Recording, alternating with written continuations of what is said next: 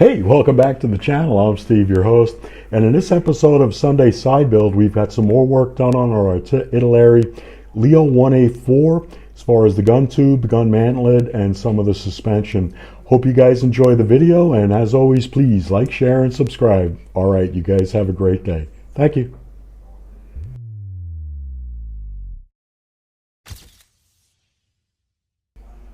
All right, well, welcome back to Sunday Side Build. We are working on Italeri's Leo 1A4. Like I said, kit was made in 1977. I think it really holds up well. I want to go over some of the things I've worked on the kit. We're going to start with the suspension.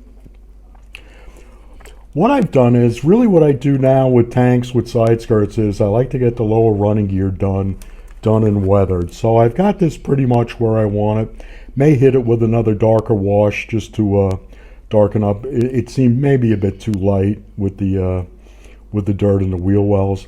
I've left the return rollers off, and I'm not really sure if I'm going to bother with them because I'm going to have the side skirts on. One of the reasons why I'm going to do that is, depending on how I put the kit together, when I feed the tracks in, the return rollers may impede getting the tracks through, so I may revisit that. But overall, it's a good build. All the road wheels lined up. The one thing that's interesting with this is the road wheels are made to turn, so the hubs are separate. So you just got to be really careful when you're putting the hubs on that you can still get the road wheel all the way on. So just something to watch out for. But the fit is positive. The drive sprocket fit is good. That goes right in there. The idler, same thing. Just be careful because the plastic is brittle with this, so it doesn't bend. It just kind of snaps. So just be careful. It's when you're applying things, especially like the track where you're putting a lot of tension on pieces. Just to be careful of that. Did a little bit more work on the upper hull. I think this is some sort of exhaust vent cover. I don't know. I don't have a lot of references on the Leo 1A4, really any of the Leos. Got some of the smaller hatches, hatch handles put on, but just working my way through. There's a number of covers that go over the periscopes. Up front, you have all the connections, or all the connection points for the winter pads, those X pads. The X pads themselves are rubber, and the holders are plastic. So it'll be interesting to see how that goes on.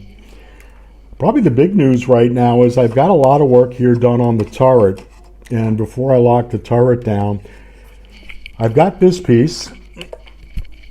Which is the canvas cover for the gun shield, and that's a nice piece. It's in plastic, just like the rest of the kit. It's not a flexible piece.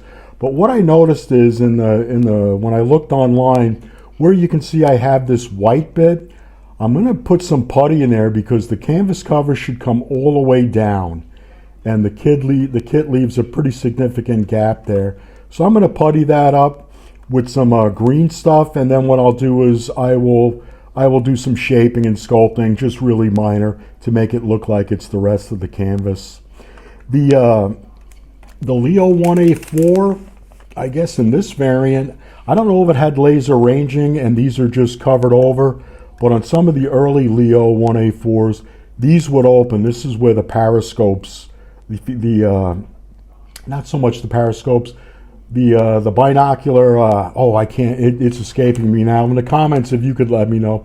Just the binocular ranging devices where coincidence rangefinder, that's what it is. So I'll check that, because at this point, this may have had laser rangefinding and they just kind of covered those over.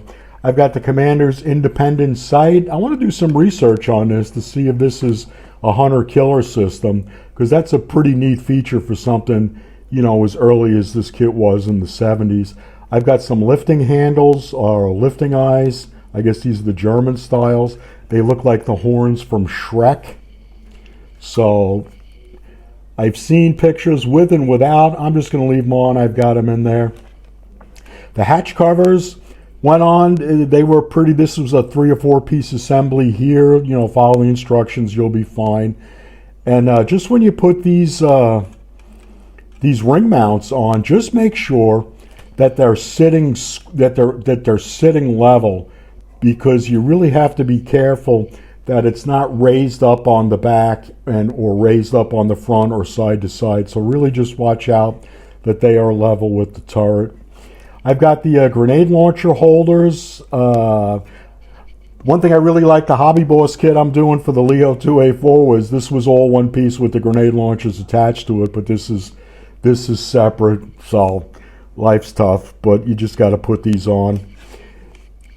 The gun tube requires a lot of cleanup, and there's a lot of detail on this because it's got the thermal sleeve. So you just need to be careful that you don't knock out any of this detail while you're cleaning up the thermal sleeve.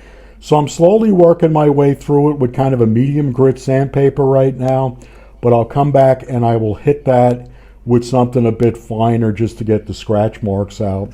But overall, I'm really liking this kit. It is a good looking kit. It's got the right amount of parts for me. Assembly isn't too complicated, and I guess it's just preference. The plastic is a bit brittle for me. I'm used to working with Tamiya, and Tamiya plastic, I don't know what they do, but I think they have the perfect formula. I'm going to put some stills up for you of some of the work I've done, get some more side shots for you. Hans will play us out. I hope you guys have a great day. All right then, Steve out.